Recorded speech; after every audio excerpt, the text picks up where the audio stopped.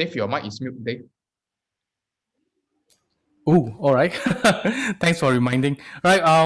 Good evening, everyone. Welcome to Elite One Academy. First of all, give yourself a big round of applause by writing number 5 in the chat box below. So give each other a high five in the chat box below.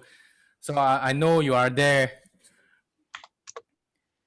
Yeah, 5. All right. For those who do not know me, my name is Dave Chong. I think most of you already know me. Um, so today we are very honored to be able to invite Wayne Lim, our long-time top sales in IQI. He has been top sales for many years already, and still are one of the top sales in our team. So today he's going to share with us um, 5 strategies to close sales during this MCO period. So before I invite him out, I want to share something about Wayne. I think we know each other for a long time already. I think since 2014. Wayne was one of the very first members that joined into IQI and into Elite One Group. I still remember the first project that we saw is Cyberjaya Eclipse. Uh, that time we had meeting in our small office. We only have a few people. During the Elite One Academy, we didn't have so many people, like hundreds of people sometimes. But that time we only had like 3. I still have one photo, me, you, and Jackie. Uh, me, you, Yeah. and Jackie in a small room in Sri Kembangan, and then we were discussing about Cyberjaya. And that time, Wayne was a part timer, so working part time, and then he was a creative director in one of the design company.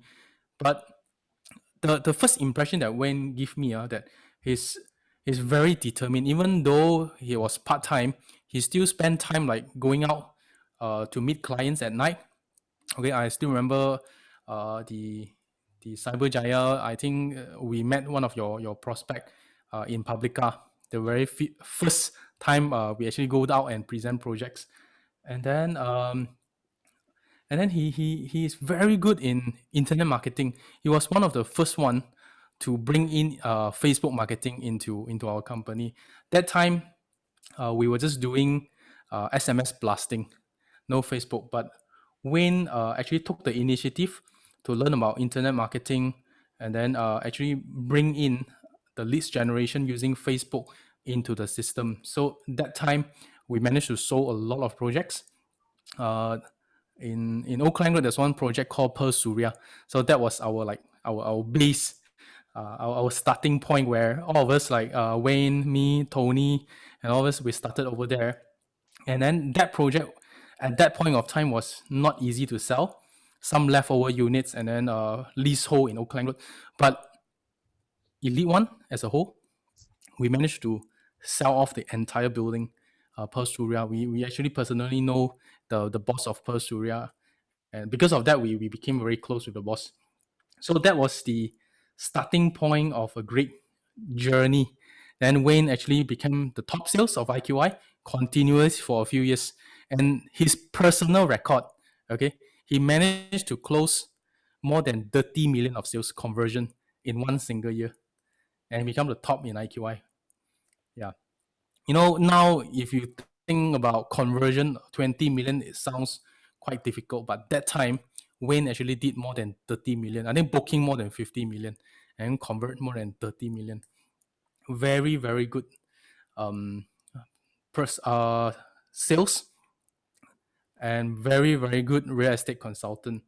Okay, and then he's good in a lot of things. And then whenever he is not, he doesn't know something, he'll go and find out. He'll go and learn about it. Okay, and I still remember how he actually closed a few of clients in expressions. The client actually didn't want to buy, but he pushing.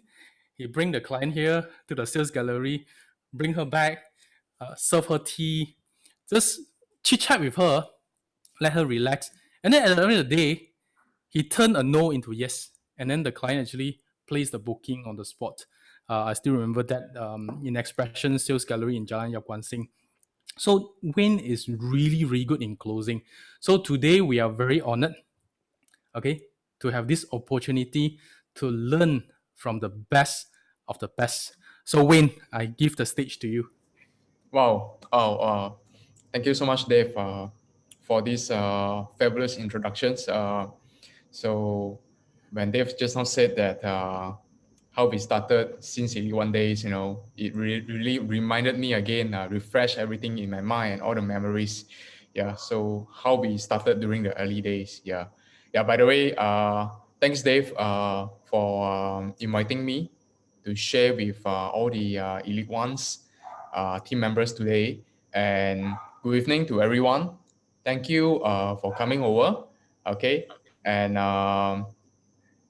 thank you for being here on time. I know you could be at somewhere else, spend your time with your family during these MCO pandemics, but you rather choose and allocate your time to come here to improve and to learn because you have an objective, because you want to close more deal, I know, and you want to make more money, and for yourself and also for your family.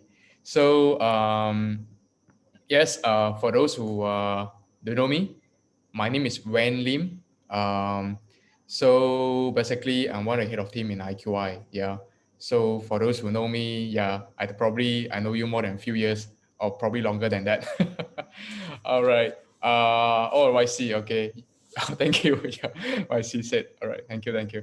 So anyway, as usual, have you taken your dinner? Have you taken your dinner? If you're taking your dinner, just say comment yes in the comment box. Yeah. I just want to make sure you won't get hungry after that because I would like to share a lot of things with you all today.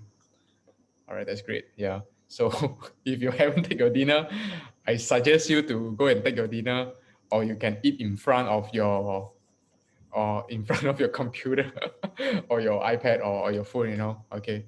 So okay. Honestly speaking,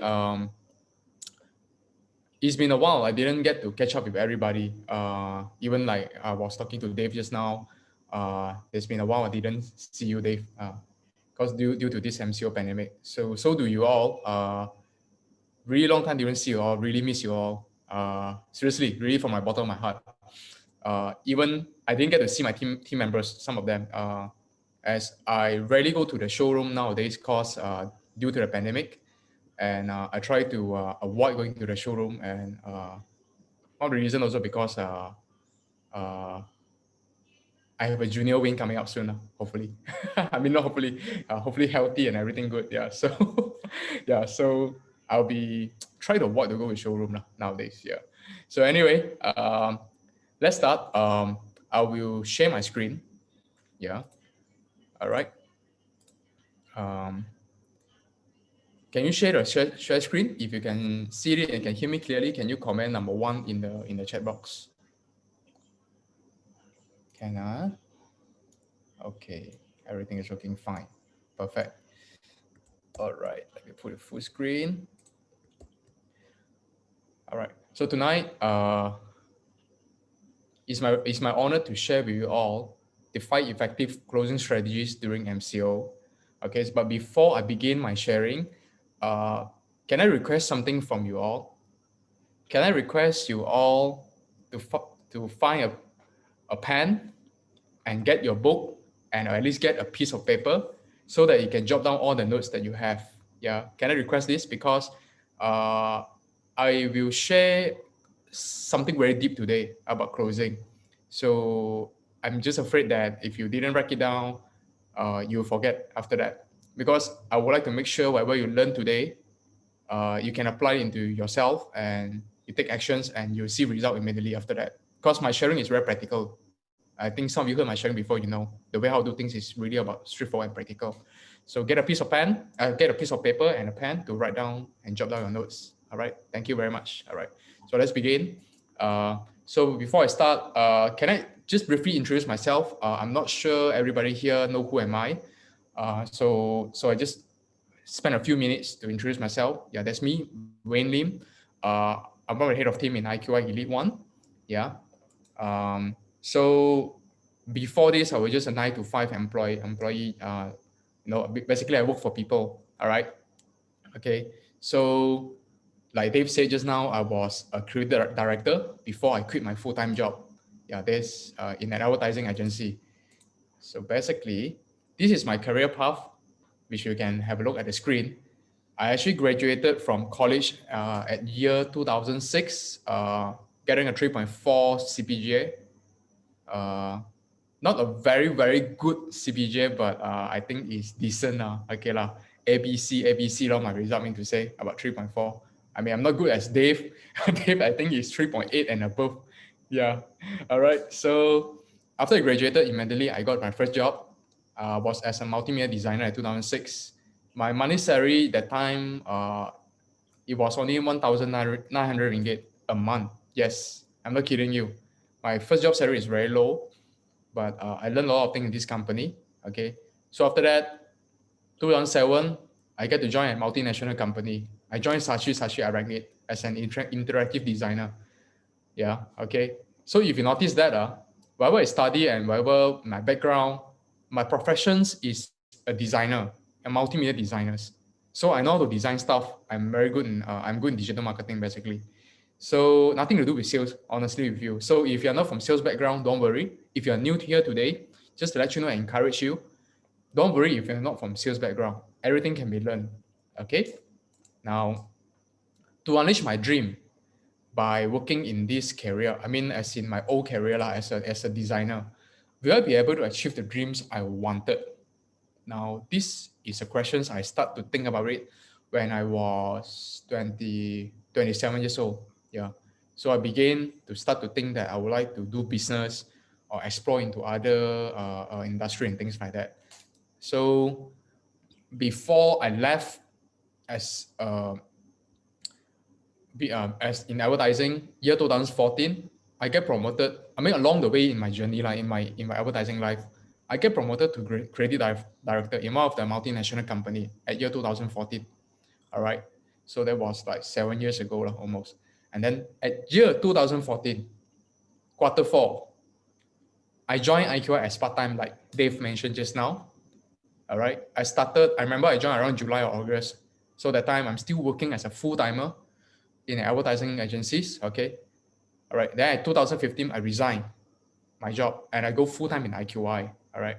I won't share too much how I actually transform or transform myself from a part timer to a full timer. So you can ask me personally. I can share with you. I really don't mind what I have done in order for me to transition from a part timer to full timer. You can PM me. I can actually share with you. I really don't mind about that. And I wish you all the part timers can become full timer as well. So first year of 2015, I'm very lucky. I am one of the rookie of the year in IQL Elite team. All right. So rookie of the year means the top new guy lah, so called. Still very new that guy lah. One of the top new guy. All right. So I was a new guy, just like everyone if you are new. So don't worry if you are new. Don't worry if you do know any skills or do know anything. Most important is you are willing to learn, and most important is you're willing to take actions. This is what I always is in my mind and in my philosophy, my belief lah. So 2016, I was one of the champion project top sales in IQI Global entire. Okay, so close more than I think 45 million. I think it's more than 50 lah. I can't really remember because I don't really go and calculate. But I converted 26 million annually lah during that year. Conversion 26 million. So I dropped about 40% of the case 2016. So 2017, I promoted to become head of team. I didn't focus so much on my personal sales that year. I started building a team, managed to convert about 50 million, and I start recruiting people, and hopefully from one to infinity, and upcoming years, more and more and more and more. And year 2018, I was the second runner-up as a project sales in IKEA Global. I think that year 2018, I converted about, I can't exactly remember, I think about 23 or 24 million converted, booking about 30 plus million or 40, I can't remember. But my dropping rate has reduced, I calculated at year 2018, because I have mastered the skill of closing. I've mastered the skill of filtering. So I spend lesser time to close more deal. Yeah, this is how I realized I improved from 2016 compared to 2018. And I get awarded a few big awards at 2018. I was one of the top 100 most influential young entrepreneur awarded by this Yang Bahagia Dato Sri Ridwan. Okay, our former entrepreneur minister. Okay. Then I was also awarded by iProperty, one of the most influential team leader during that year itself. All right. And yeah, 2019, I was focusing growing the team to 160 people, and closed more than 25 million sales annually, booking, but converted 30 million 2019. And 2020, focusing even more of growing the team to 237 people and focusing 100%. Last year, I mean to say, I focused 100% in growing more leaders and growing, duplicating myself out. So I'm trying to produce more top sales like me come out. I hardly do sales last year, but last year I don't remember how much I converted. I think only 8 million. That was the lowest conversion in my entire career in IQI because I don't really do sales anymore. I just focus on my team. I just want to duplicate more of myself. Yeah. And year 2021, which is this year, up to date, I checked in Atlas just now, I have 333 team members right now directly under me. Yeah, I didn't notice also until just now I checked the dashboard in IQI Atlas. So up to date, the team sales is about 60 million. It's not very high. It's not as high as Tony's team, as Adrian Sale team, as Kevin Lowe team. But I hope I can do better, and I hope I will break through 100 million team sales for this year. And this year, actually, I won an award which I didn't publish online. I didn't really publish shout out loud. I actually interviewed by British Media third edition. The book will be published in National Library end of this year. I will get a physical book this year. Lah. I will share with you all later what is that. So this is the screenshot from the dashboard of IQLS, 333 people. I'm looking forward to double up the team size next year. Yeah, I'm looking forward. This is my goal, hopefully, and double up the team sales as well. Hopefully, I'm doing my very best, very, very best. And yeah, starting IQI since 7 years ago. Yeah, a lot of memories, good journey, travel a lot of different countries together with all the IQI team members. Really have a lot of fun. Really changed a lot of my the way how I think, the way how I change my character, of course, to be a better person, the way how I earn more money. As yeah, this is most important. Yeah, and it also changed my lifestyle as well. So those are our team members, and also some with Aaron's, Dave, my wife next to me, some of my core leaders, and some of my team members. This picture was taken, uh, I think earlier this year before MCO again, MCO 2.0. I remember, yeah. After the MCO straight away. So just a quick one. Those are the award and uh, recognitions that I mentioned to you just now. Oh, I missed out this award, outstanding negotiator video by Star Property. Okay, I missed out this. Okay, then influential team leader in real estate. Yeah, on the stage. Top 100 MIYE. Next to me, there's Yang Bahagia Tan Sri Ridwan, and then Dato K. Shua on the right. And yeah, this is the encyclopedia, British Encyclopedia, third edition, Successful People in Malaysia. So I keep it very quiet lah, actually. So I'm very looking forward. This book one is published, right? They were put into a few different national library in whole Malaysia. And I received one hard copy as well. By the way, the first edition, they have Tun Mahade, Tony Fernandez, and a lot more successful people inside. So I would say very honored they actually interviewed me. So the interview has been done earlier this year. I'm very looking forward for this book end of this year will be I'll receive a physical book basically, and they will put a physical book in the National Library of Malaysia. Very looking forward for that. Okay, so yes, that little bit about myself. I hope it's not too lengthy to just briefly introduce myself so that at least I want to make sure that the next half an hour or 45 minutes, what you're going to listen to me is worth of your time. So you're not listening to someone that uh, I'll make sure you both invest your 1 hour over here lah, in Elite One Academy. Actually, every time Dave invited everyone in Elite One Academy, is really worth your time because you'll be able to learn a lot. Yeah, it doesn't matter whether that person has a lot of experience or whether that person close a lot of deals or not, but whatever they shared, right? you get to learn something new. Like, even until today, I'm still learning from uh, a lot of different people. Even I learn from my team members, my new team members. They're young, energetics, and I learn from other team members also. They always give me some new ideas and new thoughts on how should I improve in the business. Okay, so now the first thing I want to share with you. Cheers. Yeah, cheers. Yeah, cheers. Yes. So today the five strategy I want to share with you is called cheers. Can you comment cheers in the comment box? Without the S, it's only cheer. Yeah, without the S. Cheers. Cheer. All right. Okay, I saw a lot of comments. Cheers. The five strategies I'm going to share with you tonight. The secret of closing, whether via online Zoom or whether you are in the showroom physically by yourself, okay, is by using this strategy called cheers. All right. And don't worry, it can be used on Zoom.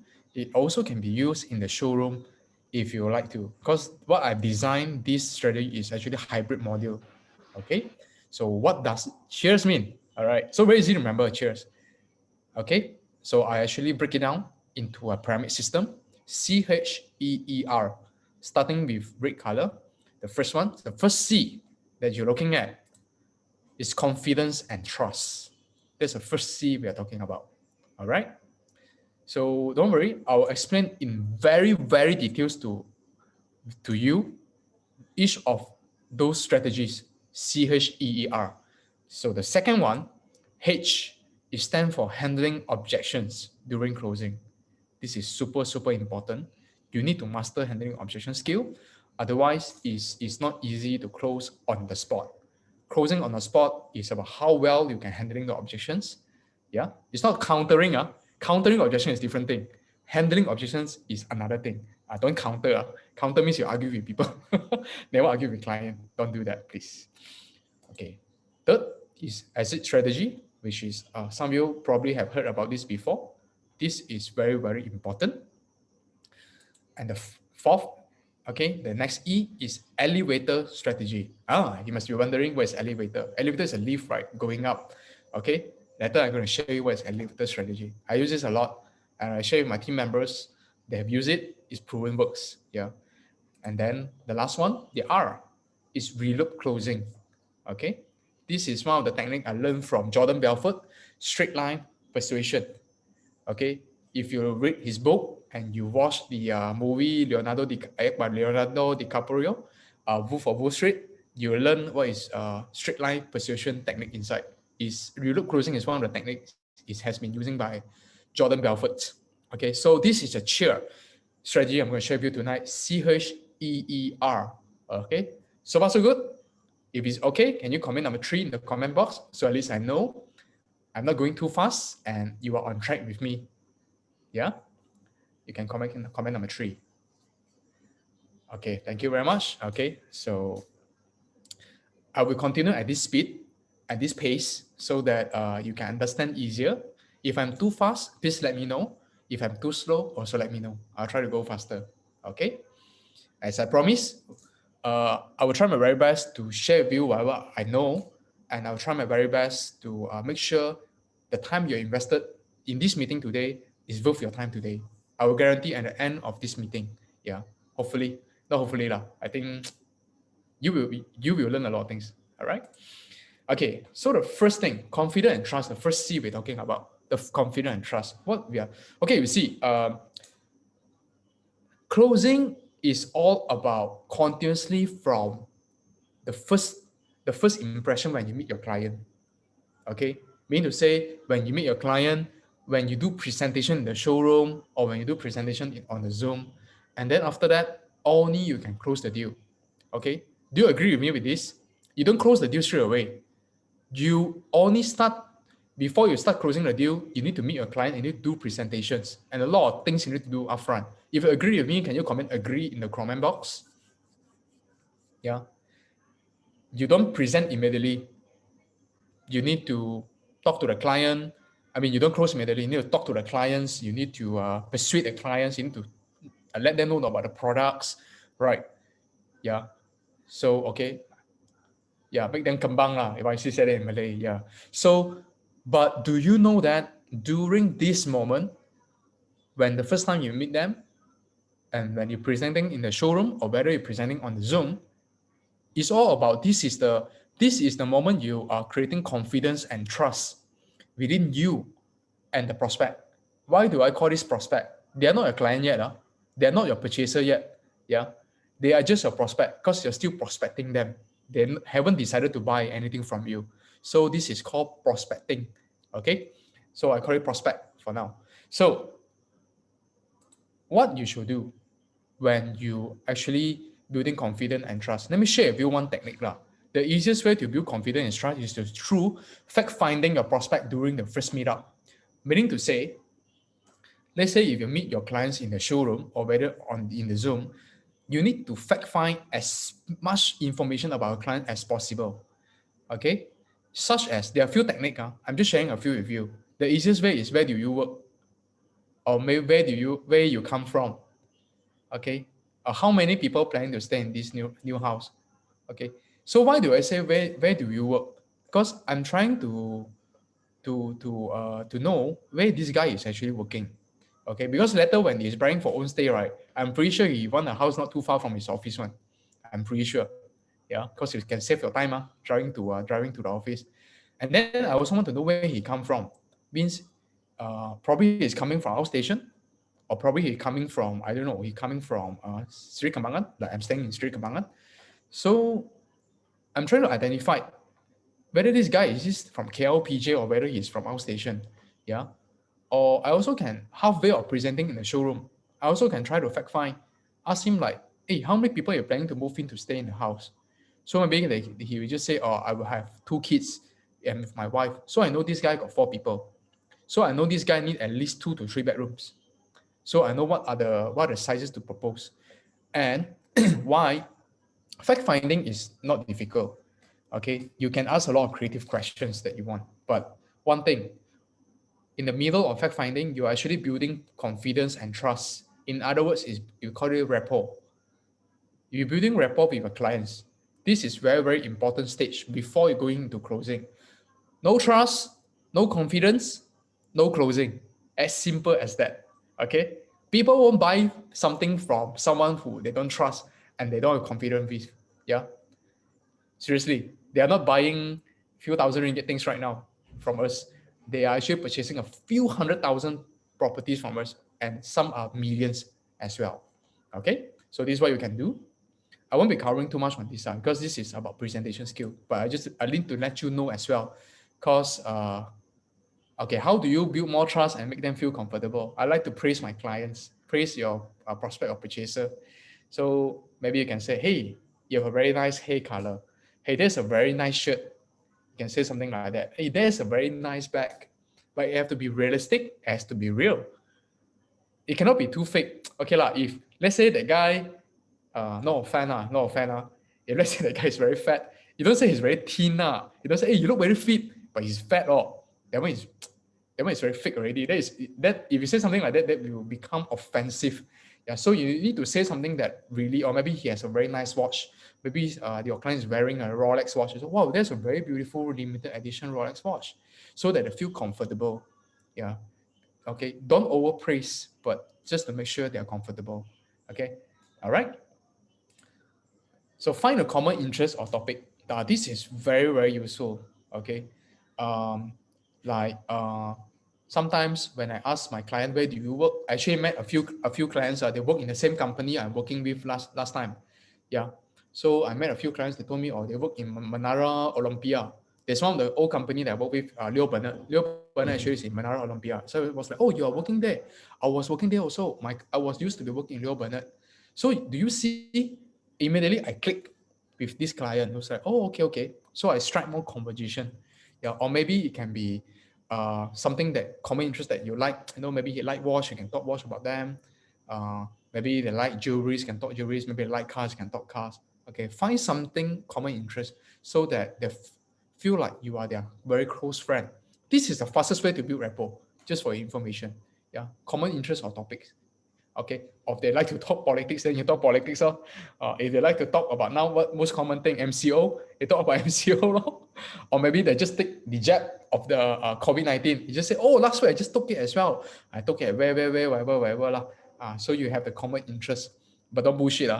Don't say something that you do know. Because if you say something wrong, right, if you look very funny in front of the clients, yeah, don't say something that you really do know. If you do know, just keep quiet. Yeah, that is my advice to you. Okay, always smile and be positive. We are in sales line. You need to be smart. You need to smile in front of a client and always stay positive. Don't show the negative energy to your clients. Okay, always stay positive. All right, and then communicate clearly. Every single words that you say out, you have to be very clear and very precise, so that your client look at you. Oh, this guy is very confident what they are talking about, and therefore your client will believe you and the client will trust you. Your client can feel it the moment you talk. If you're not familiarized with the property products, you talk the way you talk, you are not confident. People can feel it. Yeah, it's a very natural human sense. Yeah, so make sure you are well prepared and well equipped with knowledge, as in the technical knowledge about the property. Yeah, when you go presentation, all right, so that your client can feel that you're actually very confident on that. Yeah, some agents I met before, they're not very well knowledge in the property details or knowledges, but they're just very confident when they present, and somehow the client feel that wow, this guy is very knowledgeable. So um, you can try to practice that lah. But the best is you are well equipped with a lot of knowledge and stay confident. Yeah, this is in sales is very important to stay confident, but not overconfident. Overconfident means is ego. Yeah, when overconfident, someone become ego. Don't become overconfident. Just maintain confident. Okay, as in whatever a client asks you, you confidently can answer. It's not like uh uh, let me check. I tell you what, if you're selling a millions property right now, especially Fiddlewoods, if you tell them, let me check. I'm not sure. I think, I think is this land size is a 2 acre. I think no such thing called thing. Okay, you have to be very precise. Okay, this land size for Fiddlewoods is 1.9 acre. Okay, and there's tower A and B. All right, total 600 plus units. This is all. Yeah, this is how confident you see the way I speak it up. All right, so this is a very fundamental things that you need to have even before you move into closing. All right, so you need those basic fundamental. Yeah, if you are new here today, if you're listening to if you're listening right now, try to have all those factors into yourself. Okay, you don't need to be very handsome or very pretty in order for you to close deal. There's no such thing. I'm not handsome either. Okay, I'm just average guy with an average look. All right, but I still can close deal. You see? All right. So all right, there's the first C we're talking about. Okay, now let's begin the strategy, the real thing about closing, which is the H, handling objections. Okay, this is super important. Just imagine after you have presented in the showroom, okay, and just imagine you have done the Zoom meeting, you have shared whatever informations about the project details you have shared. So if you're in the showroom, you probably will sit down right now at the closing table. All sales is closed via sitting down. Okay, it's very difficult to close while you're standing. Trust me, it's very difficult. Okay, because there are some writing involved, there's some data or there's some information need to show the client. So you need to sit down, so that your client cannot run away. They won't walk around. So sit down at a closing table, or if you're using online as Zoom, make sure your client is comfortable listening to you and very serious listening to you when you're trying to do a closing. Now, when I sit down, usually what I'll do, I'll make sure they're comfortable. I will ask them, do you want a water or coffee if you're in the showroom? You know, right? We can get water or coffee in the showroom, right? Okay. If you're doing Zoom, of course, cannot lah. Okay. Okay. Unless you buy a delivery to them lah. So I make sure they're comfortable first. After that, when I sit down, I will ask them one thing. You see, I will try to understand what are the objections they have in their mind. You need to know this thing. If you know their objections, right, it's easier for you to close the deal, right? because you know what your client not happy with this property, right? Rather than you do know anything. Do you agree with me that if you will you prefer to know that your clients don't like what they don't like this property? Will you prefer that, or you prefer that you don't know anything about your clients before you do a closing? Which one will you prefer? If you prefer that your clients don't like anything about this property, you comment number 3. If you think that you comment number 3, if you think that you would like to know what your clients don't like about the property that you shared, comment number 3. Yes, you need to know what your clients don't like. A lot of agents fail, especially new agents, they fail of doing this because they're just afraid of asking clients. Basically, they don't want to answer when the client say this is not good, blah, blah, blah, blah, whatever. No, you need to know. So that is called handling objection. Let me begin. Okay. During midst of presentation, or whether when you're sitting down. Of course, during handling objections, this can happen also when you're presenting in the showroom or in the midst of presenting in the via the Zoom. They will tell you, oh, this is very high density. Oh, your property is next to LDP highway, very jam. Or maybe they will say, no, this property got Ruma whip inside, I don't like. Or maybe they say, your swimming pool is very small, I don't like. Or I don't like your layout. Your layout is not beautiful, not a lot of blind spot, or whatever lah. Or I don't like your developer and blah blah blah. Okay. Or it can happen when you sit down. All right. So you need to be prepared how to handling objection. So some of the tips for you, what you need to do. Okay. The moment you sit down, what I usually do is ask their feedback, and you should be grateful for their objection. Seriously, be grateful and be happy they tell you the objection. You know why? If they don't tell you what they don't like, it's very, very difficult for you to close the deal end of the day. If you know what they're thinking in their mind, it is easier for you to close the deal. And you now, let's say, for example, you are closing, let's say, a D series, for example. I'll just take for entire Asim Damansara Central Park. One of the most objection people will say, okay, high density. Okay, now you know they have high density. Now you know they will tell you, oh, it's next to LDP highway, I don't like it. Okay, or maybe they'll say, oh, there's a mosque over there. No offense to our Muslim and Malay team members, because the noise, so some people don't like it. So you need to know how to handle those objections. You're not countering, but you need to know how to handle it with a very professional manner. Okay, so ask their feedback, know what is their things that they don't like about the property they try to sell them. Okay, after that, listen to their objections. You need to be a very, very good listener and understand what is their problem. Okay, so for example, they tell you, I don't like this series because it's very high density. Okay, so let me ask you back, how will you react to these questions? I believe all of you have this problem. Who have this problem before? Your client tell you that this series is very high density. If you got this problem, can you comment number 5 in the chat box? I cannot show hand. We are not in the stage, right? We are not in the hall. Can you comment number 5? I'm pretty sure out of 10 clients, 9 clients will tell you that it's high density. I'm pretty sure, right? Okay, and I'm pretty sure you all know how to handle this objection. Okay, there are many methods to handle this objection. Okay, for example, the land size is very huge here. This is 65 acres. Okay, if you divide it by plot ratio, okay, this actually is lower density compared to a lot of places. You look at Damansara Perdana, it's a lot of condo inside. There are also a lot of condo inside. They are also very high density. Just that you didn't see it as a whole, but now you're looking 65 acres as a whole. Yeah. You look at Bangsa South, it's also very high density. There are also a lot of different projects inside.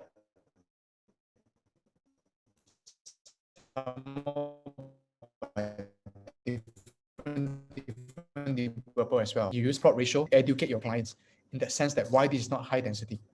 Not by countering, but it's by educating them with a professional way of handling the objections.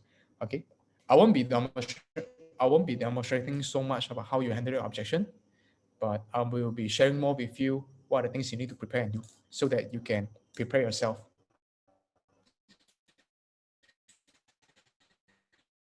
So next, answer the objection by objections because they fear. It means they're scared of something. They're scared is high density. They're scared is next to LDP highway. They're scared is noisy. They're scared is too expensive. They're scared developer is not good. Developer will run away. Whatever. They're scared this and that lah. The day you are here as a property consultant and confidence that you're selling, which shared by Dave before and shared by some of top sales before, is called art of presentations or building values through presentation technique. This is why I won't be sharing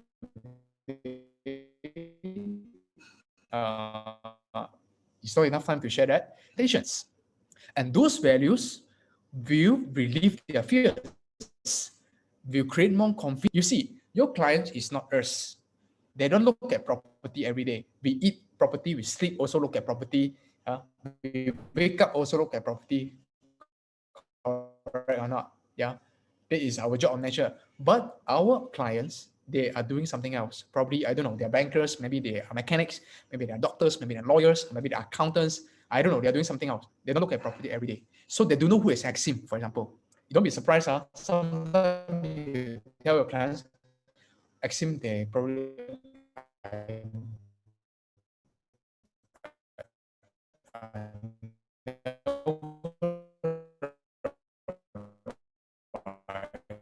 so they do know.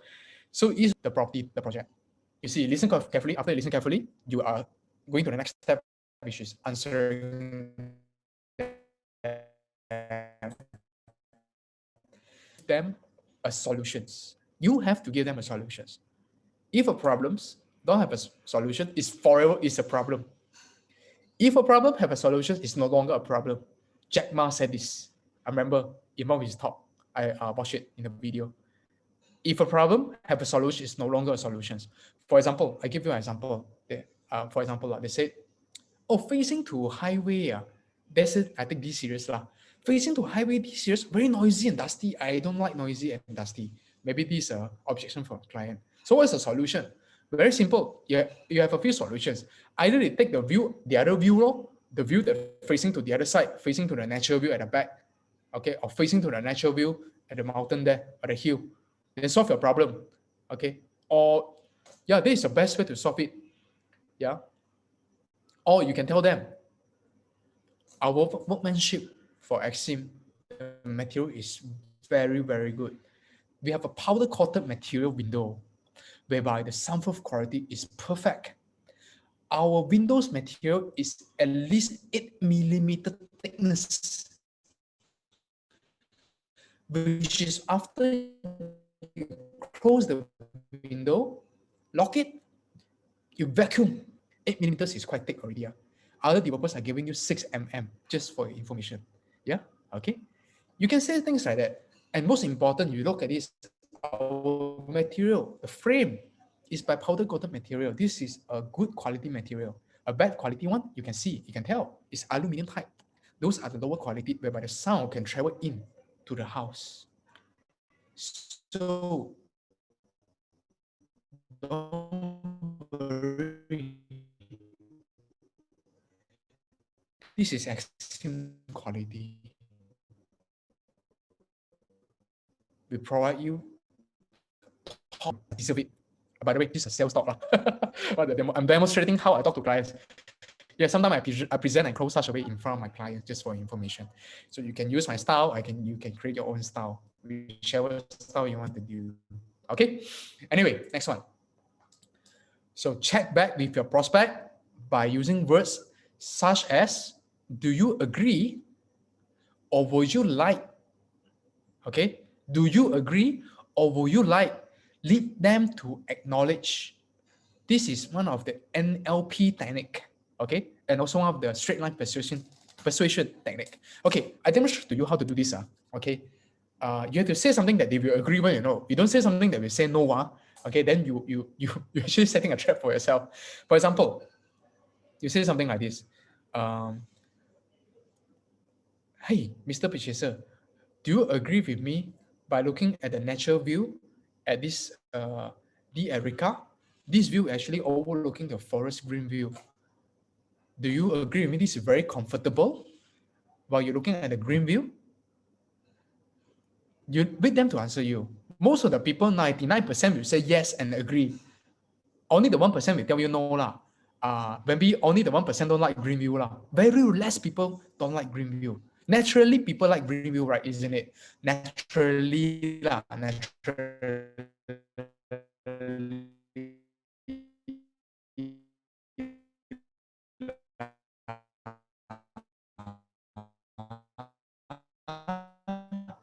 okay. Or you can. This is some of the things that you make them to say agree and yes to you, okay. Or maybe you can say things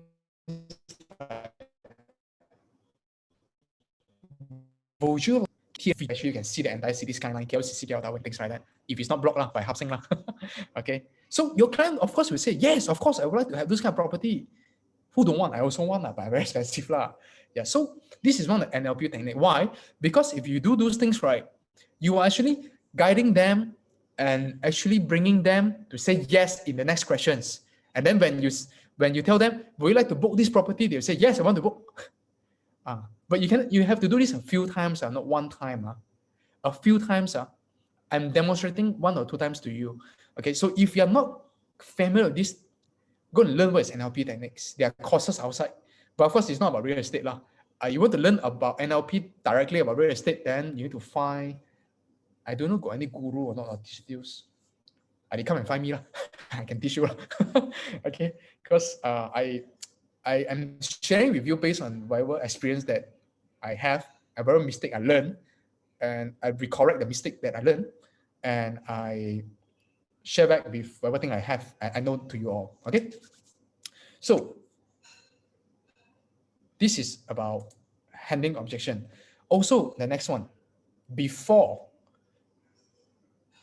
you can continue to closing.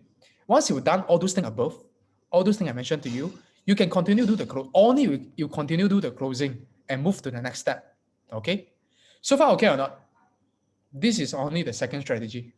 If you're okay, can you comment number 7 in the comment box? At least I know that you're with me and I'm not going too fast. Okay? Okay, can all right. So let me drink a sip of water. Drink more water. It's good for your health. Okay, next. Exit strategy. This is I love to use this exit strategy. It's something very, very important.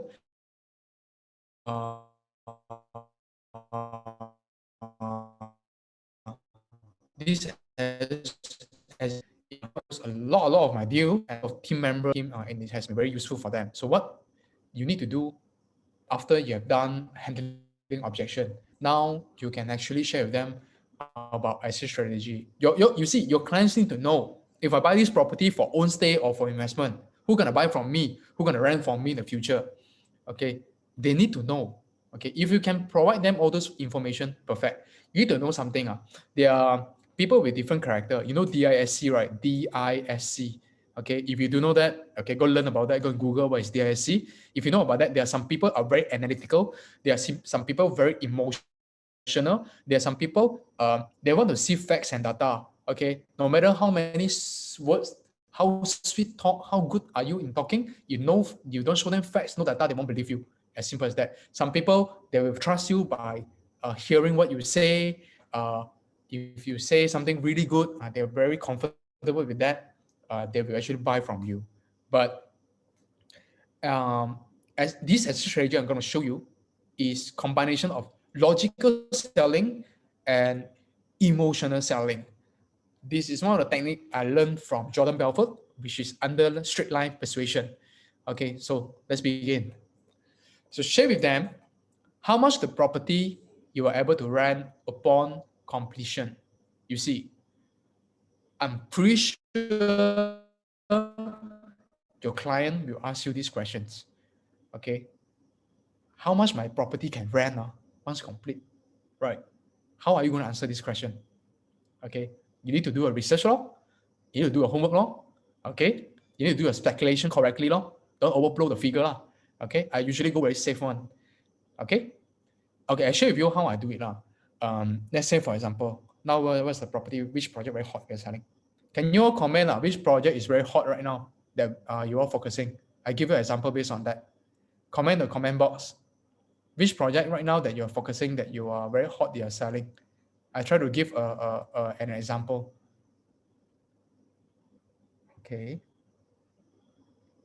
I have Divine, I have Central Park Damansara, I have Fiddlewoods.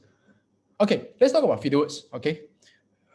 Fiddlewoods is I think I love this project. I really love it, honestly speaking, because the commission is a lot. Yeah, it's 20 to 30 thousand commissions. Yeah, who don't love it? But it's very challenging to close. It's very challenging. I receive a lot of feedbacks from agents that it's very challenging, but it's not challenging at all if you know how to close it. Yeah. So I give an example of how much Fiddlewoods can run. Okay, Fiddlewoods for the 3 bedrooms, the 3 bedrooms type, the 1,200 square feet that one, easily after furniture, you can easily run at 3,000 ringgit, easily 3,000 to 3,003. Okay, I'm really very safe here. I'm not. I know some agents saying about 3,005, 2,006 a month upon complete. That's 4 years from now. You see, again, I'm being very safe here. I'm being very safe. Okay. Later I tell you why. Because the rental for Mont Kiara right now is about 3 ringgit to 3 ringgit 50 cent per square foot. 3 ringgit to 3 ringgit 50 cent per square foot. Meaning to say, if you're 1,000 ringgit, 1,000 square foot property, right? 3 ringgit per square foot meaning to say you can rent at 3,000 ringgit, provided is fully furnished. You cannot be bare unit. Okay. Dave, I know you have a few properties in Mont Kiara. Do you mind to share with me how much are you renting right now? Your property you're renting in Mont Kiara? For one of the unit, I'm renting 4,000, 1,002 square feet. Wow. It used to be 5,000, but now because MCO reduced to 4,000. Okay, thank you very much, Dave. So if 1,002 square foot, so 4,000 ringgit divided by 1,002 square foot, there are 3 ringgit 30 cent per square foot. Yeah, I'm correct. So it's 3 ringgit to 3 ringgit 50 cent per square foot. Uh, Current market price, like what Dave say, during good times, Mont Kiara is renting at 4 ringgit per square foot or 4 ringgit 50 cent per square foot during good time. That was before MCO. So now drop a little bit. But let's put it this way. I always tell my client, let's put this way. This 1,002 square foot, if you can rent at 4,000 ringgit, as per what Dave said just now, his property is 1,002 plus square foot. And I assuming I'm renting at 4,000 ringgit. You ask him back, is it okay or not? Because the money installment for this 1,002 square foot for 35 years is approximately around, this is about 1.1 million, right? 1.1 million is about, let's say about 4,800 ringgit monthly installment. So I will ask my client, is it okay for you to top up 800 ringgit a month? I'll ask him, are you comfortable or not? A year mean to say you top up about uh 9,002 about but 10,800 ringgit. Am I correct? Did I calculate wrong? 10,800 ringgit a year for them to top up. But you need to remember one thing. There's a capital appreciation play along the way. Oh, 9,006, I'm sorry. I calculated wrongly. Yeah. That's what you need to top up. But you need to remember one thing. If you rented this out, meaning to say your tenant is paying for rental to the bank for you, and you only pay 800 ringgit for yourself. And don't forget, And I'm being very safe right now. I'm telling you, at year 2025, quarter one, once complete, you rent out at 4,000 ringgit. In fact, we know 4 years later, hopefully, COVID-19 is getting better. Everybody get vaccine, already being vaccine, economies recover, and the rental definitely will go up slightly higher again. So means you're not renting at 4,000 anymore. You probably can rent at 4,003 or back to 4,005 or could be higher. Yeah, I'm giving you a worst situation, 4,000 ringgit right now for Fidelworks rental for 1,002 square foot. You ask them, can you accept this or not? If they can accept, I can tell you, most likely you close the deal already. If they don't accept, then you need to understand. Ask them, may I know why you cannot accept? Is it because of financially, blah, blah, blah, or maybe are they looking for 6% rental yield things? I tell you what, there are not many property able to give you 6% rental yield nowadays in the market. 6% rental yield mean to say you pay 4,800 ringgit bank installment to the bank, means then you rent out 4,800. Yeah. Last time, 8 years ago, got such thing lah. But nowadays, you got 5% rental yield also, you are very happy already. Yeah. So this is what you can say.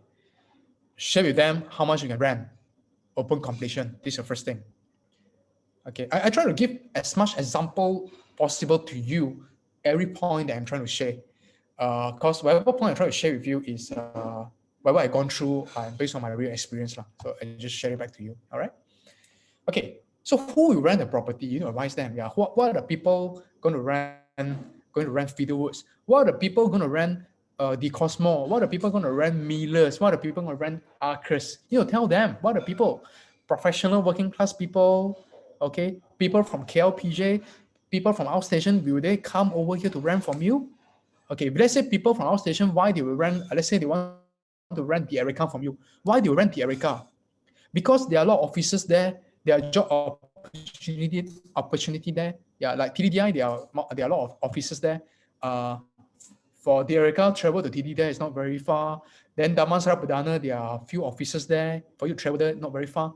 SS2, there are a lot of officers. Your tenant could be outstation. They're working at SS2, then they need to rent a place not too far. They'll rent over here in the Erica. Why they'll rent the Erica, but why they won't rent a landed in SS2? Because landed SS2 is very old. Do you know that? Landed property in SS2 is very old. And the landed property per room is not cheap in SS2. Okay, a basic unit, at least master bedroom costs you about 1,000 plus, 1,000 to 1,003 ringgit per master bedroom SS2. And the house is at least 25 years old. You can imagine how the quality look like. So tenants are very smart. Some tenants prefer to choose a new property. So the Erica is what they are looking for. That will be your the future tenants they're going to rent from you. Even though people from outstation will rent from you. Okay, family people who just started a family. Okay, maybe they just get married, they have a kids, they want to have their own house, they want to move out, but they cannot afford to buy yet. They will rent from you. They will rent the Erica from you, the 1,000 square foot or the 1,002 square foot, or the Clover, the 1,000 to 1,004 square foot upcoming one, or the Cosmo, I don't know, or the Queens or the Whirlwind that you have sold to your clients. So those are the people potentially, logically, realistically, they're gonna rent from you. Advise your client, so they know this is the exit strategy. They're not worried anymore. You see, go until that extent, analyze with them. Okay. You know usually how I do it. I won't be able to show you it today. I actually will show them. Um, like I talk about rental just now, right? I will really screenshot in iProperty. I go to iProperty, open my phone. Straight away, I search the rental price in Mont Kiara property. I go and search Ate Mont Kiara, how much renting now. You see, Ate Mont Kiara, I show them the phone. I cannot see the phone now, green screen. I show them straight away the phone, right? You see, Ate Mont Kiara renting at 3 ringgit 50 cents per square foot right now. Then Mont Kiara, maybe this uh, Mont Kiara, Sunny Mont Kiara, renting you 4 ringgit per square foot. On the spot, I go and find a property and show them on the spot. Instant one. So it's a live thing. Right? So your client will be like, okay, not bad. This guy. Not only they have more confidence on you, they have nothing to say. I can show them all those things. Nothing else to object you. Yeah. So I tell you, my technique and my style is, I want my clients, right, nowhere to object me one. They have nowhere to run away from my 5 fingers. Yeah, I'll grab them. Yeah, and make sure they book from me on the spot. Unless they have no money lah, then I have no choice lah. This is why I filter out my clients on the phone one. I make sure their DSI is not burst. They got money one. They come over.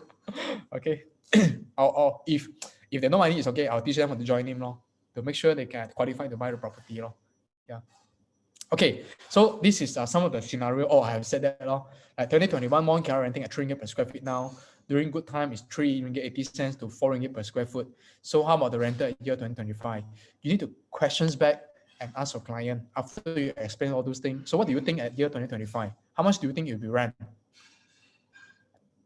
Can it be higher? It's 3 ringgit per square feet right now at the worst scenario right now. Now it's the worst, honestly, in real estate.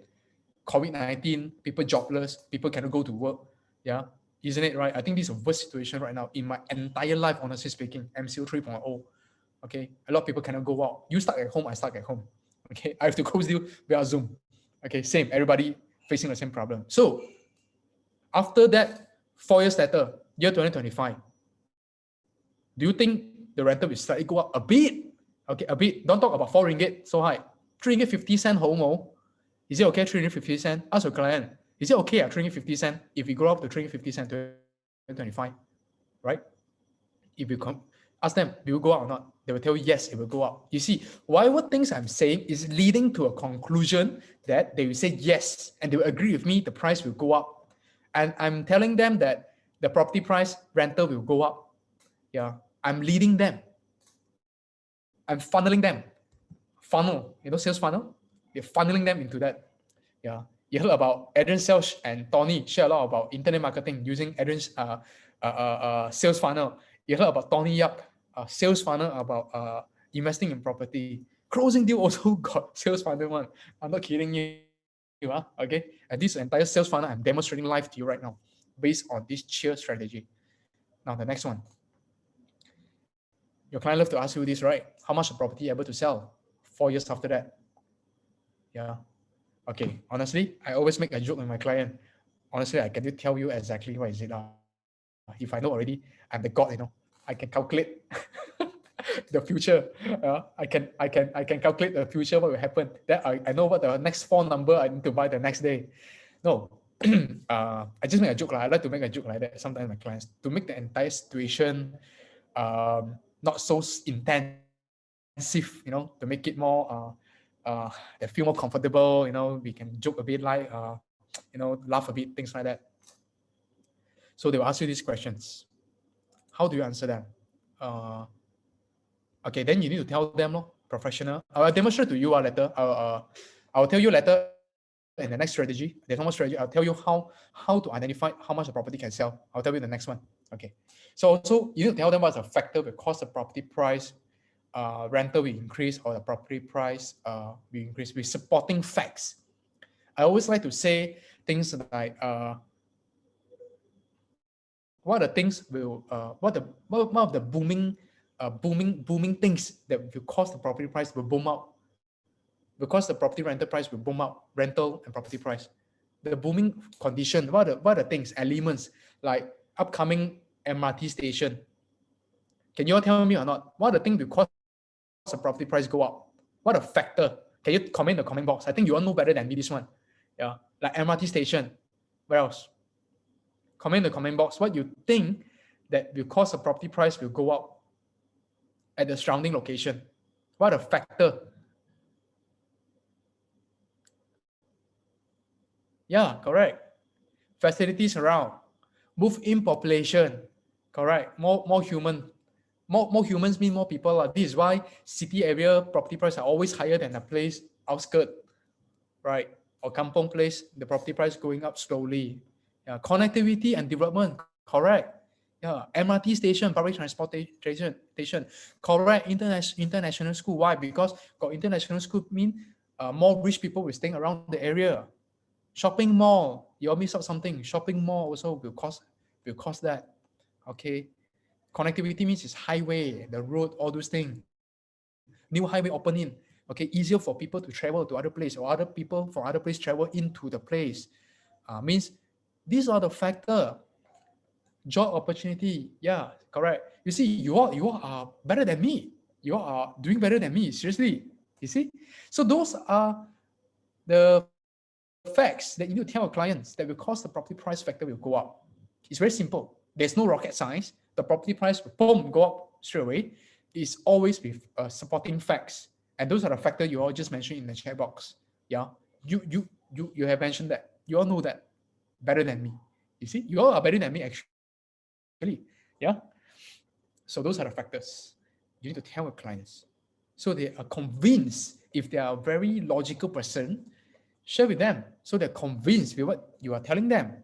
Yeah, because logical people, they need to look at facts, supporting facts, numbers, okay, proof. Okay, those are people that at the logical person side, and they are more rational. The way how the thing is more rational. They are not so much on emotional side. They won't just book a property because of the Santorini swimming pool. No way, man. I tell you, logical people won't book a property just because of Santorini swimming pool, and also not just because of it's facing the KLCC and KL Tower View. I tell you, no way they can do that. Okay, okay. If your client is very emotional type, uh, yes, you can close the deal by using that, but you need to be careful. Client that are emotional, they can book from you today.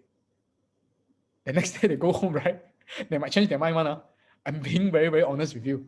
I have client like that also. I'm pretty sure. Okay, who faced this problem before? Who faced this problem before? Your client are very emotional.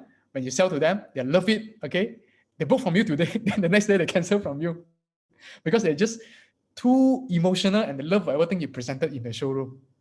Who faced that before? If you faced that before, comment me lah, ME in the chat box. I believe some of you definitely face a problem before. Even me myself have this problem before. Okay, so you know what? What is the best way? Not only you're selling them an emotional selling strategy, you're also selling them a logical selling method, like what I'm telling you now. How much a property can rent how much a property can sell okay, why the property price will go up okay, with all the facts, and then with whatever sales stock you want to talk, go ahead. Okay, I don't want to teach you how about all those sales stock. You all know better than me. Yeah. Okay, beautiful swimming pool overlooking to the KLCC view. Imagine you and your wife and your loved one enjoying this Santorini pool view, looking at the sunset, so romantic. This is sales talk, okay? This is called emotional selling. Okay, I won't talk about all those things today. All right. So next, if you're buying for own stay, don't worry. You can always refinance a property. Okay, if you're still owning a property, your client will ask you, hey, I'm buying for own stay. So what to do with me? Your properties price go up, 关我屁事咩? Nothing to do with me, ma. The rental go up for what? I'm not going to rent it out. I'm buying for own stay, right? Property price increase, nothing to do with me. Okay, tell them. Property value price increase. In case one day you want to refinance a property, you can refinance it, you can cash out the money, but yet you're still owning the property. This is why property price increase is also important for you, even though you're buying for own stay. And just for information, property rental price also determine how fast your property price increase every single year. Yes, you heard it right. This is one of the property valuation how to say factor that property rental price will affect your property price increase how fast every single year. Beside all the factor I told you, beside all the economy things I'm telling you all just now, okay, yeah. So doesn't matter you're buying for stay or not. Property price increase higher means it's a good thing, lah. Who don't want the property price increase higher, right? Everyone also want, you also want, right? Isn't it? Okay. So maybe buying for own stay again, give you another scenario, exit strategy. So the property price increase so high, right? You can always sell this property and upgrade to a bigger one. Okay, you see, let me drink a sip of water.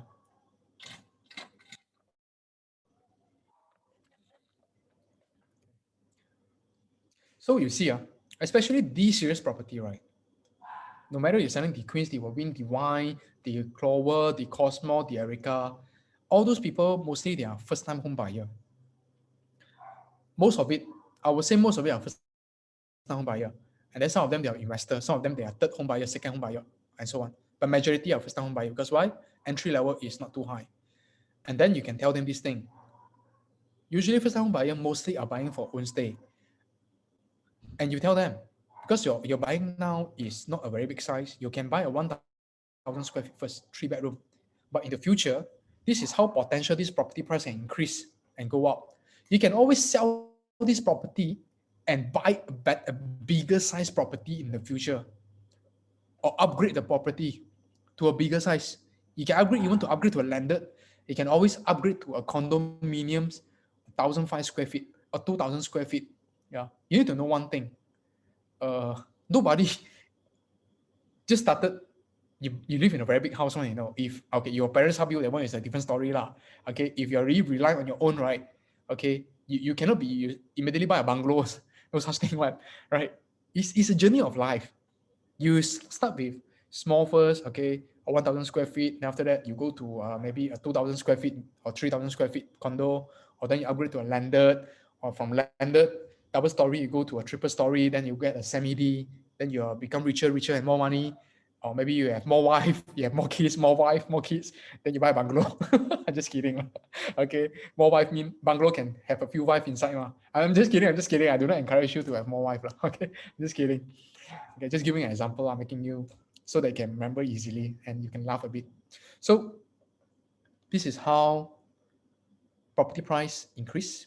Even though you're buying for own stay, you sell it off and you can upgrade to the bigger one. Why I take these series as a Central Park Diamond site as a good example, because there are a lot of first time buyer there, and people will buy that property usually is 1,000 square feet, not too big yet, or 1,002, not too big yet. So if they are looking to upgrade to a bigger one, you can give them those example. Property price increase high is good for them. So this is and keep the property, of course. You can always don't sell it, even though you're buying for own stay now. You buy another property, you can keep the property and rent it out. Then you get passive income, like what Dave is doing now. Dave, I believe, Dave have some of his property. He probably already finished pay off to the bank, or maybe almost pay off to the bank. So whatever rental that he get 4,000. If finish pay off to the bank, means Dave will get 4,000 ringgit in his pocket. He can save the 4,000 ringgit, or even though he don't work, or when he retire when he's 55 years old, Dave will have 4,000 ringgit in his bank account. One property only. Or if Dave got 10 property that fully paid off, and each property give him 4,000 ringgit of rental, that's a passive income. Dave you have 40,000 ringgit every single month. Okay, now who want to have 40,000 ringgit every single month like Dave? As successful as Dave Chong, can you comment number 8 in the comment box? Okay. Okay, I also want to have that, so I will comment number 8 also. Okay.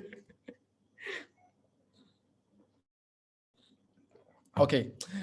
Sorry, I need to take Dave you as an example because you are one of the good role models and the best example I can think of. Yeah, okay. So you can educate your client in that sense. Yeah, idol, my idol also. Benedict, you're number 2 and number 1. Number 1 fans, number 2 fans. Okay, so you can educate your client in that sense that this is what you can do with a property. Even though you're buying for own stay, you can educate them in that sense. So let me ask you right now, exit strategy, is it important or not? Regardless, you are buying for own stay or buying for investment. If you think exit strategy is important when you're closing the deal, can you comment number 6 in the comment box if you think it's important? If you think exit strategy is important, comment number 6 in the comment box. I can tell you, it's very, very important. If you do these steps, I can tell you, 90% your deal is closed. If you miss this step, you probably will reduce 10% chances of closing the deal lah. Okay. All right. So long number 6. Yes, it's actually very important. It's very, very important. Yeah. Okay. Now we go to E. The next strategy. Elevator strategy. What is that? Okay, what is elevator? Elevator is the lift going up, Okay, some people call it lift lah, but some country they call it elevator. Okay, so it's going up, higher, and higher. Okay, so that is what elevator job do, right? Bring you go higher, higher, and higher. Now, let me tell you elevator strategy. Remember just now, earlier I told you how much the property able to sell. Can you see this point? Okay, I want to demonstrate to you how to use this elevator strategy right now. I always do this when my client asks me how much the property able to sell. I always tell them this very simple thing. Let's take this property price increasing at 4% to 13% per annum. Property price gain 4% to 13%. The bad time, like now, probably is about 4% per annum. Yes, their property only increased 4% as low as that. I'm not kidding you. At a bad location and the current bad time. And during get good time, you believe it or not, property price will increase in 1 year, they suddenly increase 13%. 16% I also seen before per annum. I seen that before. Okay. I calculated one of my property at good time the year increased 16%. One of my property that I have. But bad time can be as low as 4%. But let's take in between at the middle 7.5% per annum. Okay. 7.5% per annum. And I like to show them this. I would like to demonstrate this in front of my client. I'll take my phone or my calculator. I will do this. Assuming my property is 600,000 right now. Okay. I will take my phone. I press on the calculator. I will type this. I'll press 600,000 plus 7.5%, 5 times. 5 times. Okay. Why 5 times? Because if you sell the property after 5 years, that is how much capital gain you are able to get in by getting 7.5% of capital gain per annum. Yeah, and it's compounding up. Yes, correct. It's compounding up like bank interest. It's quite scary one. This is why property investment is so good. It's compounding up. Let me show you the figure. It's 861,377 ringgit.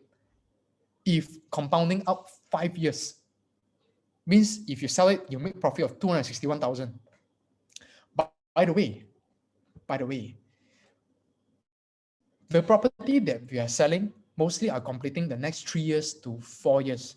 So you do not need to worry about this because this compounding will start to calculate at year 2025 plus 5 years from there. Okay. So within those 4 years, right, probably the property price won't be increased as much, probably about, I think, 10%. To be safe, some people say 20%. I think that's too much. 8 to 10%, I think, is a reasonable figure for the next 4 years. Because perhaps at year 2025, economies are getting better, inflation's coming in, COVID is stabilized, everybody get vaccine. I said everybody got a job. Okay, things are stable. People willing to spend more money, and I'm pretty sure the next 5 years, every year is not 7.5%. It will go to 8%, 9%, 10%, 8%, 9%, 10% per annum. Okay, I'm taking 7.5%. Why? Because it's up and down. Some good times can go up to 12 and 30%. Bad times is 4% to 6%. Okay, this meaning to say, do you know, like, if you put an FD in your bank, right?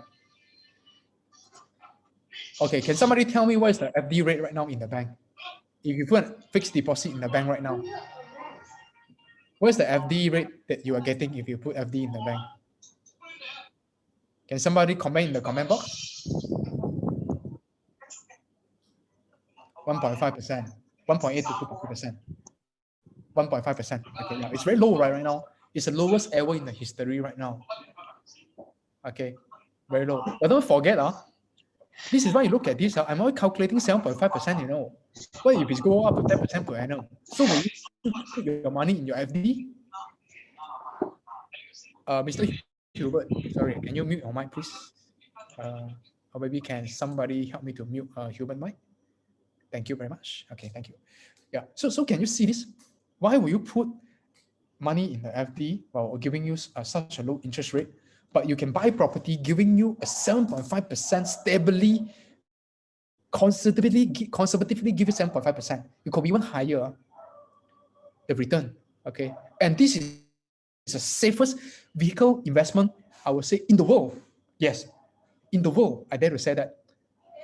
You buy cryptocurrency, you can lose everything. Yeah, cryptocurrency crash, right? You all know, right? Okay, I bought a little bit. I also lose some money, honestly speaking. So I'm still holding it. So if you're holding it, means you'll make money. Yeah, 50% crash since last week.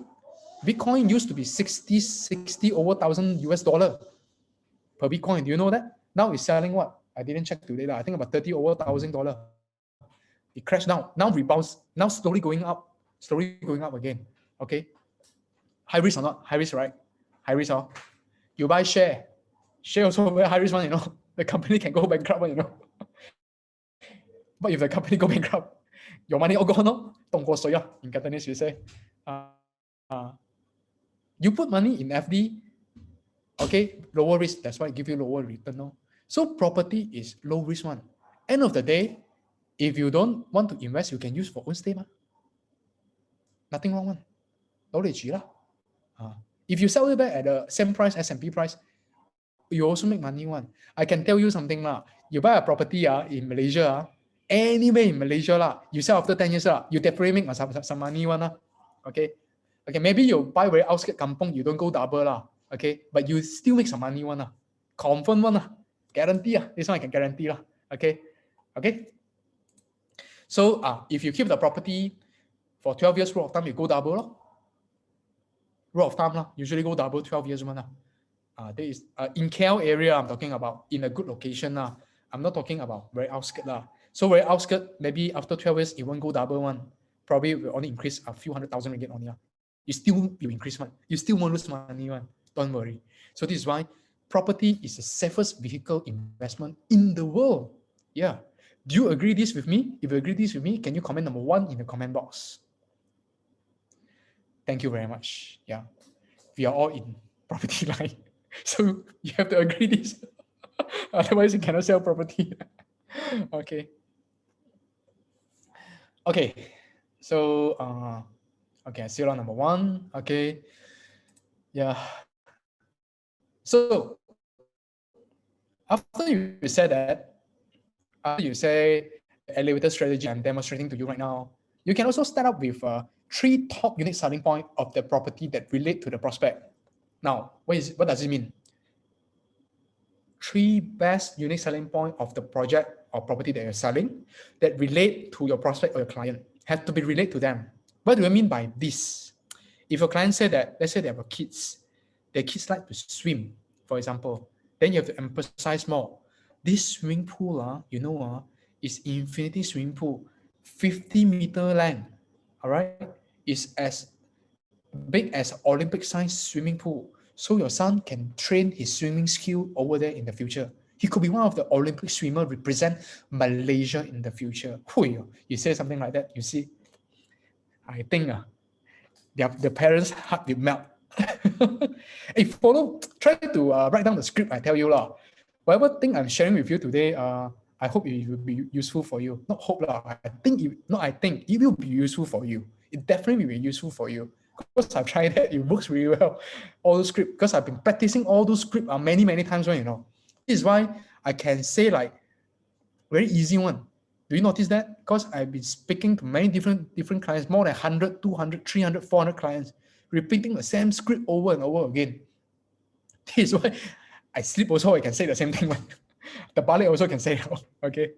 All right, so you need to find the top unique selling point that relate to your clients. Okay, so you need to think about it now. This is why you need to understand the clients so that you can use this elevator strategy. If you don't know anything about a client now, I tell you what, very difficult to close one. If you don't know anything about them, very hard to close. Because you don't know what is your client concern, you don't know what's your client worried, you don't know what they like, you don't know where they stay.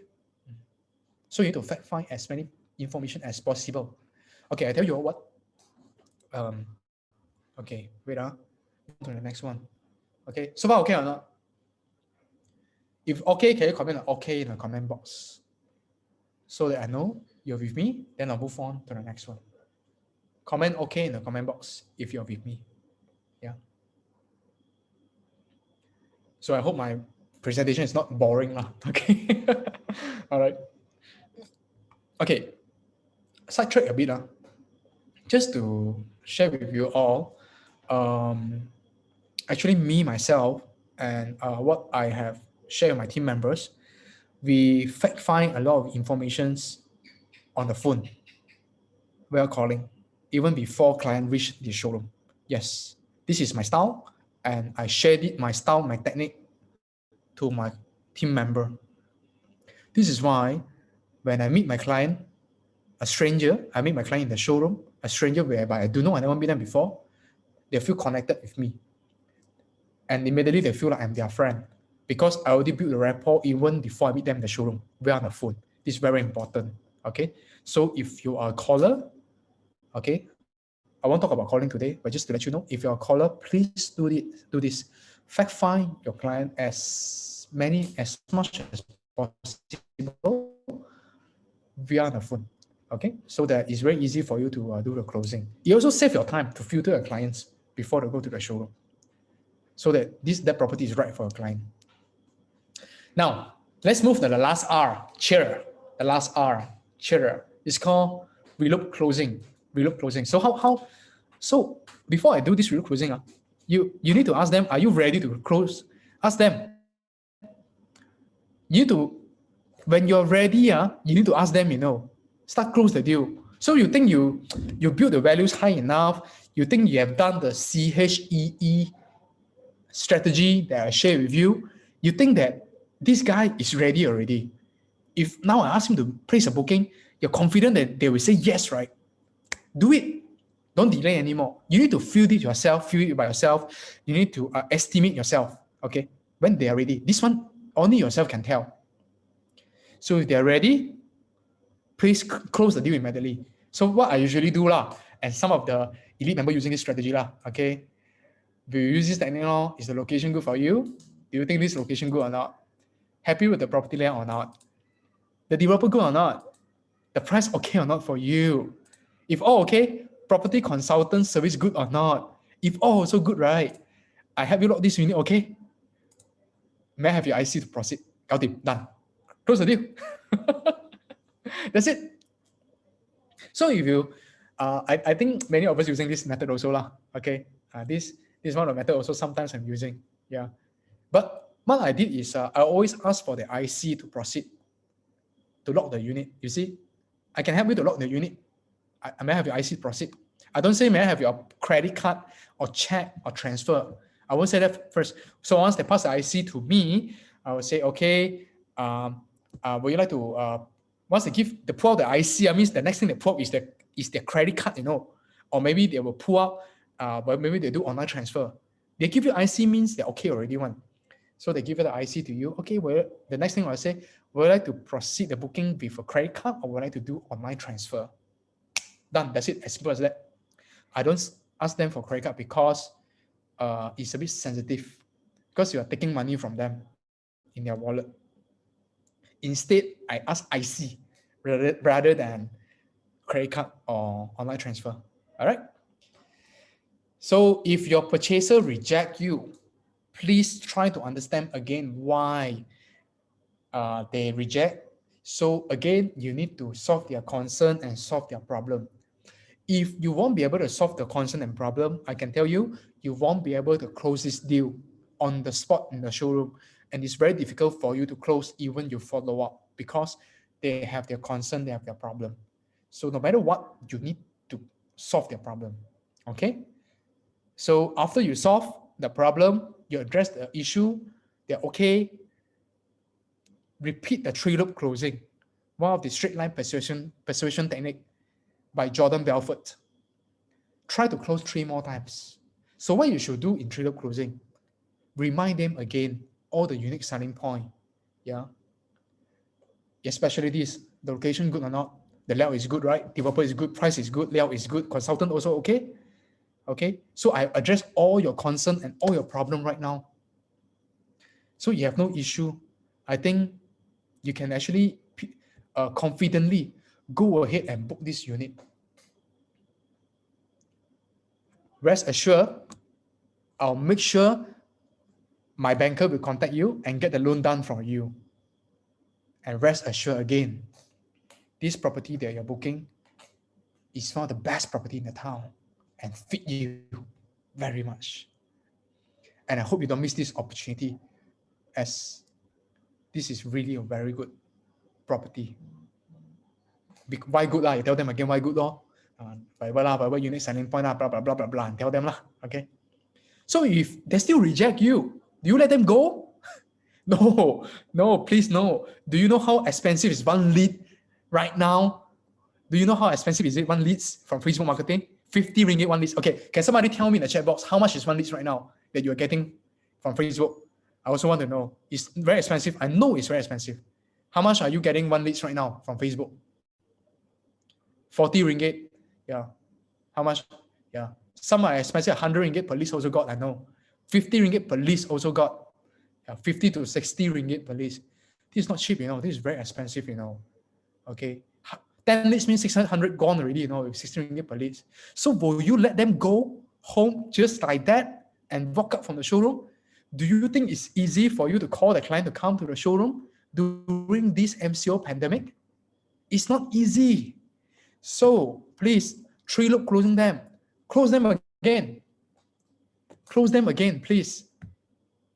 For the third time.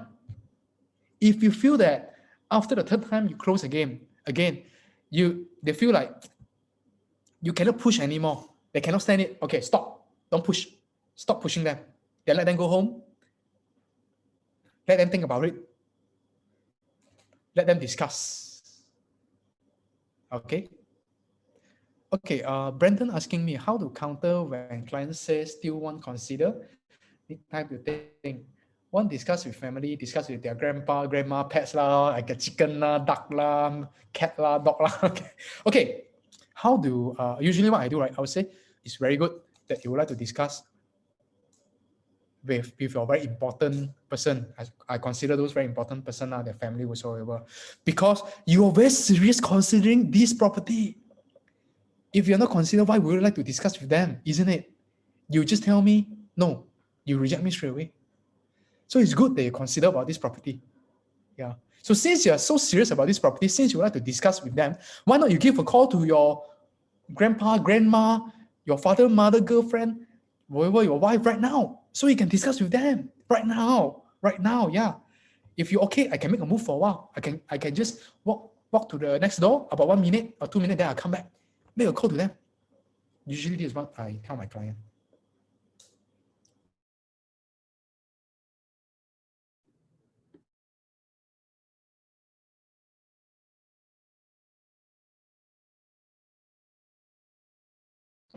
You would like to discuss with your whatsoever lah.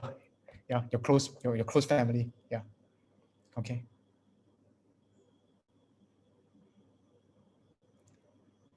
Mohammad Reza asked me, what if you encounter people who just want to window shop or just browsing? It's okay. Those kind of clients, you can follow up them after that. It's okay. But what you can do before they go home, make sure you ask them something like that. What are the property that you have seen? What are the property you have checked? So that you know who is your competitor. Or you can even ask them, would you mind to tell me what is the next property that you're going to see? Maybe I can give you some advice on that. Because by the time you have practiced this cheer strategy, trust me, you believe it or not, your client will treat you as their close property consultant. They will treat you as a god, because you are the expert. You are the expert property consultant. So your client will actually ask your opinion, the next property they're going to see. And then they even share with you the property they have seen that. So don't worry, Mohammad Reza. From there, you can even turn them from the property they've seen, right? Now they know which property they see already. You can even turn them to the property you're selling. So you can even relook and reclose them again. This is how a turn buyer who is not interested to become a firm confirmed buyer. Okay, so please practice this three-loop closing technique, because leads are very expensive. Not easy to call client to come over to the showroom during this MCO pandemic. So please close 3 times, because otherwise some of the leads will be wasted. we wasted the caller effort as well. Okay, all right. All right. Okay. So, uh, yeah, that's my sharing for the cheer strategy. CHEER. I think I hope it's easy for you to remember this cheer strategy. Okay. So, any questions you would like to ask me? I open for Q&A. I'll try my best to answer you. I think Ivan has one question. How to counter if client are in a rush to leave by giving number of excuses to make them free? Okay. How to claim if clients are in rush to leave by giving number of excuses to make them free. Sorry, can you hear me? Can you hear me? Yeah, can. Can you all hear me? Can, Yep, okay, yep. sorry, because I have the internet stable. Okay, cool. Okay. So okay, some client when they say that, right, meaning to say they don't feel comfortable. They don't feel comfortable, and they're just giving you an excuse lah. When the beginning, usually they will tell you that in the beginning, because they don't know who are you yet, or maybe in the midst of the presentation. If you face a problem, right, meaning to say your client doesn't trust you, the confidence is not high enough has been built within you and your client during presentation.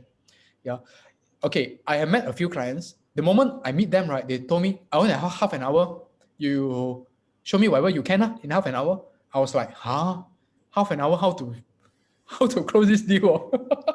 Right? You cannot close the deal within half an hour, right? You all know that, right? Usually 1 hour, right? So, but I just try my best to present as fast as possible those important points.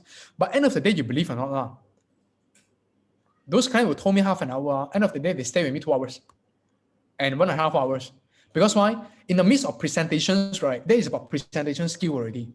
How professional are you and how you explaining to them and how they think that their time is valuable to spend on you. If they think their time is valuable to spend on you, they will stay longer with you. I have client, by right, they have the next appointment to meet the next agent to see other project. They cancel the appointment. The client call over, they say, I'm sorry, I cannot come over today. Or they postpone it. I will come, but I come 2 hours later, I'm busy now. He said it in front of me. Yeah, I'm serious. So it's about your building values during the presentation now. If your client's still telling you that, meaning to say the trust and rapport is not strong enough. So you need to work on that part. Okay? All right. I hope I answer you, Ivan. Yeah, so you have to build a big foundation for the C first, lah, which is the first step. Cheer, confident and trust. If he doesn't want to talk to you, means something is not right, lah. The value is not there yet. I mean, if you become a very good friend and he think of you as a very valuable person to talk to, he wouldn't leave so fast. He want to stick with you because he want to learn from you. So this is the experience that we have, lah. I mean, when we first meet a client, normally they just have like 5 to 10 minutes or 30 minutes. But once they talk to you or talk to Wayne, then they will stay very very long because you make them feel that you are a very important person and your time is very valuable and the things that you say is very valuable. So they will stick around. So any Okay. more questions for Wayne? I saw Brandon have yeah, I saw Brandon have another What questions. about Zoom as now is MCO period? When you done present everything, dimension still want to consider. They can't make the decision so fast. So how do you solve this concern? Okay.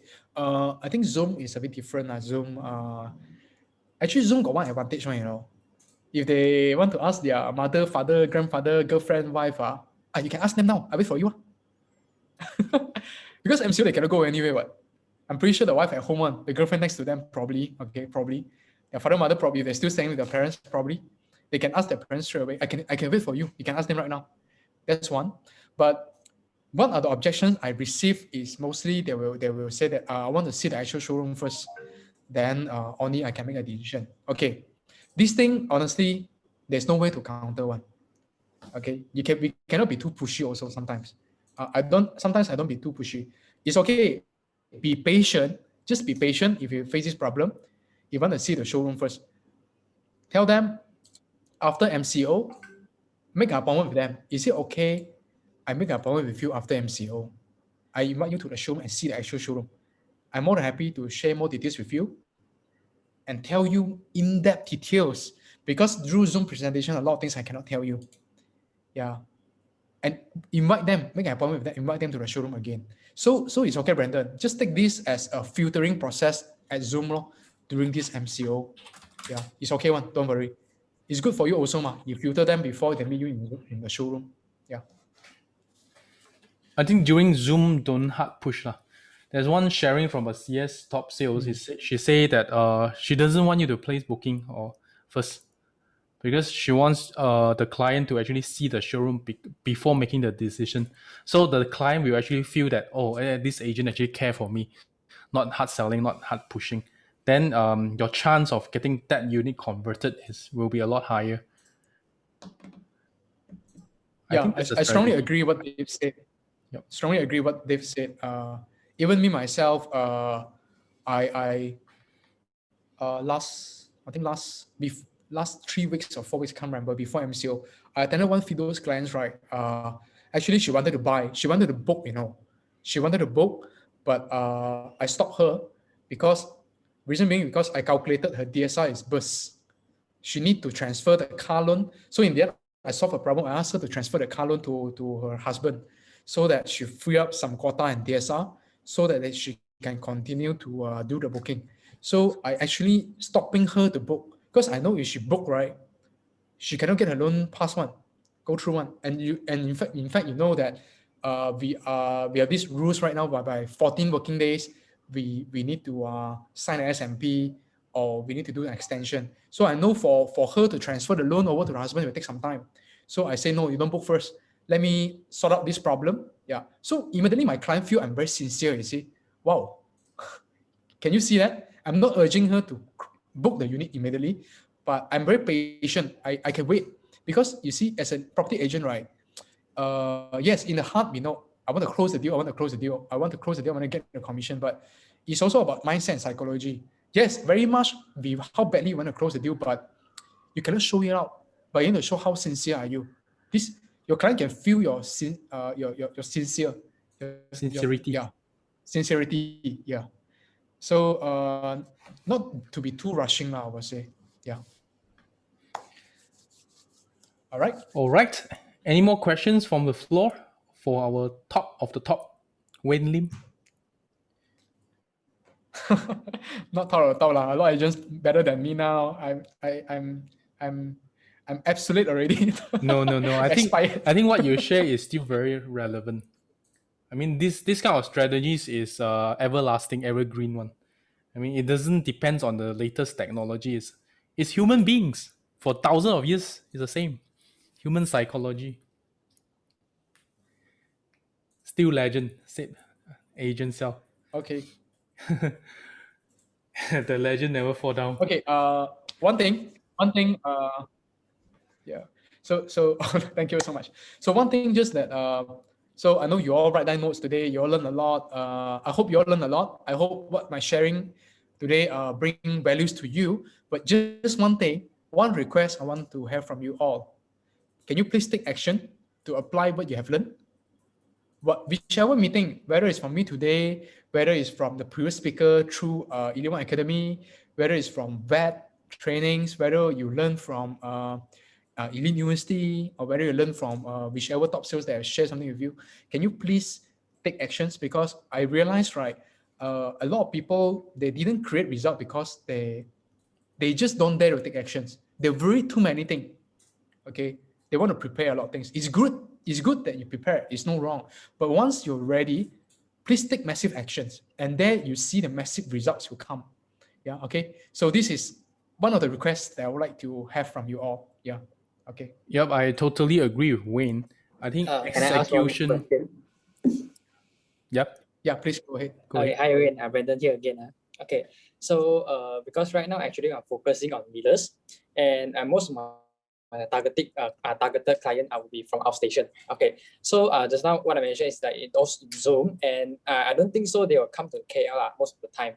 So probably I will just share it through Zoom only. So that's why I have only one chance to I got to make it close. If they close the Zoom, they will say, okay, I will consider. We'll let you know 2 days later, 3 days later. Yeah, I know. Then if laterwards I will have a very close follow up, but it still become MIA very soon. After a few days, they starting to cool down, and then everything will become MIA. Then they will keep considering. Then most of them will be feel that this is the first time they come to KL. I mean, this is the first time they invest in KL, and then you want to make me suddenly buy a project just for one time. I mean, after I listen for one time only, I not even survey other project yet. So I still want to continue survey. So in that case, how do you convince customer for that? Okay. Outstation clients, branding clients have this challenge where I Zoom online with outstation client, but so they don't want to place booking on the spot via Zoom. And then after that, they went MIA, and some of them just reject you lah, basically, right, Brandon? Yeah. Okay. Basically, Okay. they won't reject lah. It's just like you done all the analysis, everything. You solve all the problems, all their concern, and they say, oh yeah, and you already have a very good explanation, very good presenting. Everything is clear enough. But I still want to consider it's just because that this is the first project that I heard, and I can't make a decision that quick yet. Yeah. Okay, understand. Okay, you see, assuming that you have done a very good sharing, you have done emotional selling, logical selling, you share all the comparison, blah blah blah, everything. Did you create agency? That is, and you need to understand the urgency that will make your client feel excited. Okay, every clients have different urgency. Some clients, maybe they're still taking a sweet time. They probably want to wait. Probably there's a better deal outside. Some clients probably they think that I should compare a few more properties. Some client will think that after MCO 3.0, there may be a better offer. We don't know. Or some clients maybe they're still thinking that interest rate will drop further some more. Or some clients maybe they will think that property price will drop further. Okay, but you just need to understand what are the factors that make them cannot commit, and he has to do something with urgency.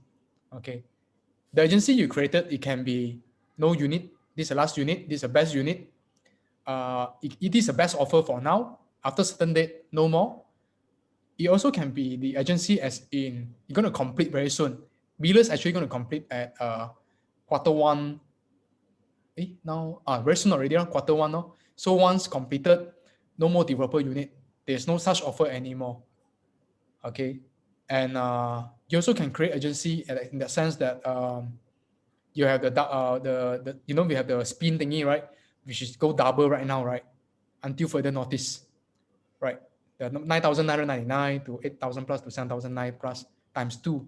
So you also can create urgency by using that, which we don't know until when seriously. So you can play around with those urgency that you created by using that. You also can create urgency by using the free what you call that, MOT, which is ending 31st of May this month. There's one other thing also which you need to calculate out the figure. The figure is a lot, for millers, as I know, the cheapest unit, the MOT will save them about, I think about 17,000 ringgit to 19,000 ringgit, if I'm not mistaken. Yeah. So those are the urgency that you can create, Brandon. But you need to understand what are the right urgency you can use on the client. Different client has a different way of urgency you can create. Yeah. All right. Okay. Thank you, Wayne. You're welcome. Okay. So, all right. I think any more questions? Any more questions from the It's floor? almost coming to 10 o'clock. So, okay, if there's no more Okay. questions. So if no questions, I have questions for you guys. Yep. What questions? Can I have one from you? question, Dave, to them, to Yeah, everyone? sure, of course. Okay. Can I have something Can you type in the comment box, what have you learned today throughout these 11 academy sections? Can you type something, one best thing you have learned, that the best thing you bring away for yourself today? Can you just type one best away thing that you think you learned and you bring away for tonight? Can you type in the comment box? Can you type in the comment box what you have learned for today? The best thing you bring away for today throughout the entire 1.5 hours sharing, almost 2 hours. They say cheers. Some say don't let the goal leads go since met them. Cheers. Create agency, elevator strategy, exit strategy. Cheers. Adding in investment value, educations even buyer are getting for own stay. Cheers strategy, closing strategy, exit strategy. Yeah. What else do you learn? The best takeaway that you can bring home, that you can bring away from these sections today. Handling objection strategies, be knowledgeable consultant to create trust for closing deal. Yes. Cheer strategy, closing strategy, handling objection, 3-loop closing. Yeah, Jordan Belfort strategy.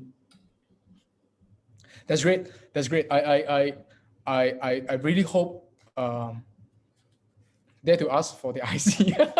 Okay, not credit card, but ask for the IC. Okay. You see, we love to do this exercise after the end of the meeting. We ask everybody, what have you learned? So we summarize back everything in the chat box.